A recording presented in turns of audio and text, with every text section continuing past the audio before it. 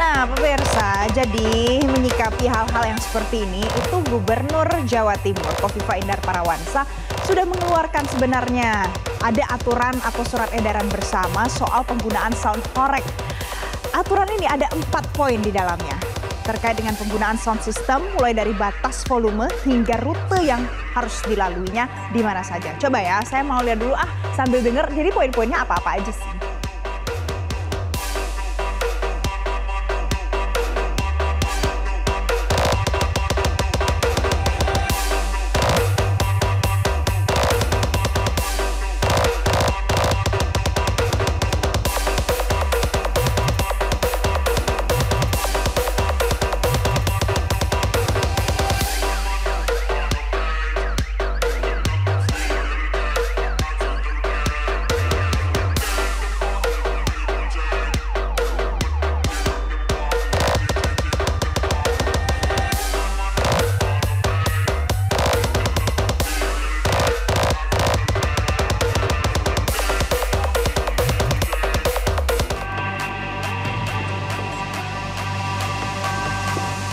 Di sini ada teman saya nih, rekan saya. Sibuk banget. Naikin lagi DJ. Ini disclaimer ya pemirsa, kami udah izin sama yang punya lagunya ya. Iya, udah tadi. Bentar Jason, ini asik banget dah. Joget-joget mulu pakai sound horeg, tapi it's okay. Pemirsa, ini kita akan bahas hari ini soal pemerintah Provinsi Jawa Timur yang sudah menerbitkan aturan baru yang membatasi tingkat kebisingan seperti yang ada di studio pagi ini dengan menggunakan pengeras suara atau sound horeg. Betul. Jadi kami akan ajak berbincang pemirsa. Ini bersama dengan pelaku sound horeg atau pengusaha sound horeg, Mas Muzaidin yang sudah bergabung bersama kami lewat sambungan virtual. Selamat pagi, Mas Muzaidin. Mas Muzaidin, selamat pagi. Ya, selamat pagi. Terima kasih loh Mas, karena kita sudah diberikan izin untuk bisa pakai ya ini lagunya. Nah, tapi saya penasaran sebenarnya. Dengan ada aturan surat edaran baru yang dikeluarkan, apakah itu sudah mengakomodir para pengusaha sound horeg saat ini, Mas Muzaidin? Untuk komunikasi langsung kita belum ya. Jadi cuman dari teman-teman gitu aja. Untuk yang komunikasi dengan Pemprovnya. Jadi gini Mas, saya mau tanya, selama beroperasi, selama memberikan hiburan buat masyarakat, itu tuh emang sebelumnya tuh sudah ada aturan-aturannya atau belum? Atau kemudian dengan adanya surat edaran ini jadi baru pada aware semua pelaku usaha sound horeg? Pada dasarnya dari dulu sudah diatur juga ya. Jadi untuk aturannya itu dari dulu juga sudah ada. Dan kebetulan juga bulan-bulan hari-hari ini kan juga sudah turun edaran dari Pemprov bahwa tidak melarang, artinya hanya memberikan batasan-batasan untuk desibelnya.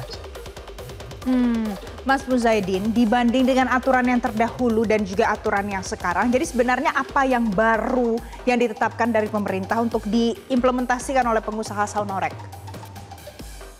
Bedanya ya itu tadi yang untuk ukuran desibelnya. Jadi selama ini desibelnya berapa? Dulu tidak ada aturan kalau dulu. Oke, sekarang berarti dikurangi gitu ya. 20, 85 gitu. Oke, Mas Muzaidin, selain masalah desibelnya juga, ini kan biasanya sound horeg itu kan digunakan untuk misalnya festival, ada karnaval juga, atau kemudian event-event yang menyelenggarakan ada musiknya gitu. Nah biasanya itu kan di lapangan-lapangan. Nah kalau terkait dengan lokasi-lokasinya selama ini ada masalah nggak? Lokasi aman ya, jadi kan kadang memang kalau karnaval juga acaranya juga pawai, kalau di lapangan ya mungkin gitu. Untuk yang kalau di lapangan. Bagaimana Mas? Maaf tadi kurang jelas, boleh diulangi lagi jawabannya?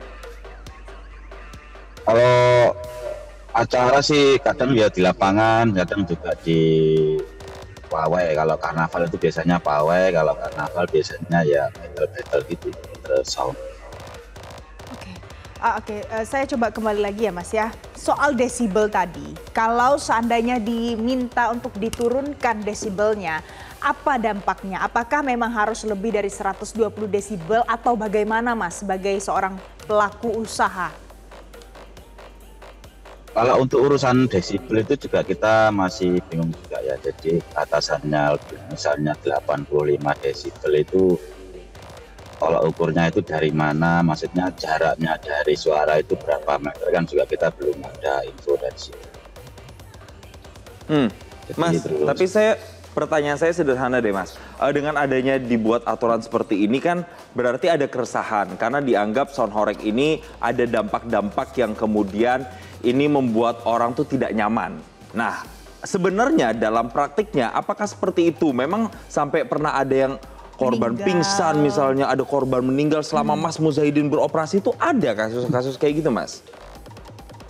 Sebenarnya dalam acara ini kan pada dasarnya itu kan acara tahunan. Jadi kalau misalnya pawai karnaval itu acaranya tahunan, siapannya juga sudah 1 tahun.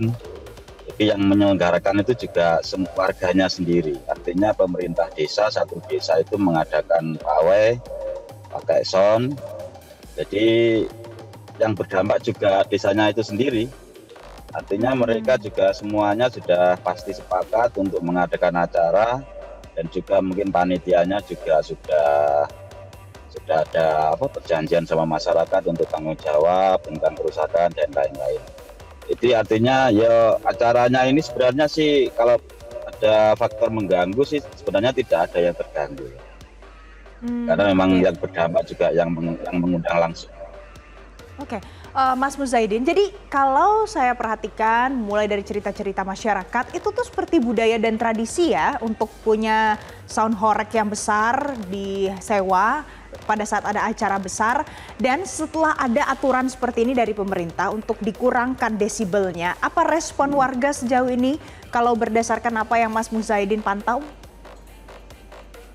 Ya warga kan kadang juga pengen yang kencang, akhirnya aturannya dibatasi, jadi mungkin ada juga warga yang nggak jadi bikin acara untuk tahun ini.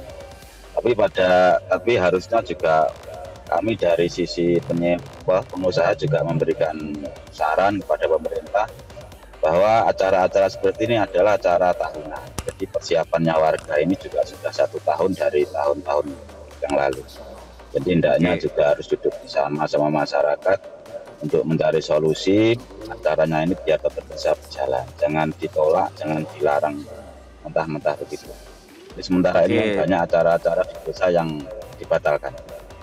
Sebenarnya sudah banyak penyesuaian juga ya berarti Mas yang dilakukan oleh pengusaha, termasuk Mas juga dalam menjalankan usaha sound horeg ini. Tapi Mas, tadi saya tertarik ketika ada aturan ini, berarti kan ada acara-acara yang mungkin tadinya ada jadi cancel. Ini berpengaruh signifikan nggak terhadap ordernya atau demand-nya atau permintaannya di sana Mas? Kalau efek pasti ada ya, karena kan ada beberapa lokasi yang dibatalkan. Artinya pemerintah daerah situ tidak menghendaki. Jadi itu kan juga acaranya sudah dipersiapkan 1 tahun yang lalu.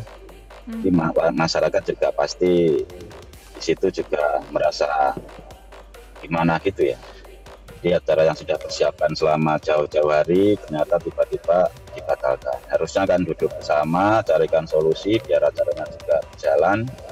Kita para pengusaha juga bisa bekerja, masyarakat juga bisa berhibur dengan mengadakan ikut memeriahkan acara-acara tahunan, misalnya kemerdekaan, dan setiap tahun sekali, 1 tahun sekali. Oke. Baik, kalau begitu saya doakan supaya usaha Mas Muzahidin tetap lancar, walaupun dengan ada aturan yang baru dikeluarkan dari pemerintah, bisa menengahi ya, mulai dari permintaan dan juga penawaran yang ada saat ini. Jangan sampai ini mempengaruhi usaha sound horeg. Terima kasih Mas Muzahidin sudah bergabung bersama kami pagi ini di Selamat Pagi Indonesia. Ya, intinya tidak dilarang, tapi harus ada penyesuaian dan ditertibkan lagi ya. Jelajahi cara baru mendapatkan informasi. Download Metro TV Extend sekarang.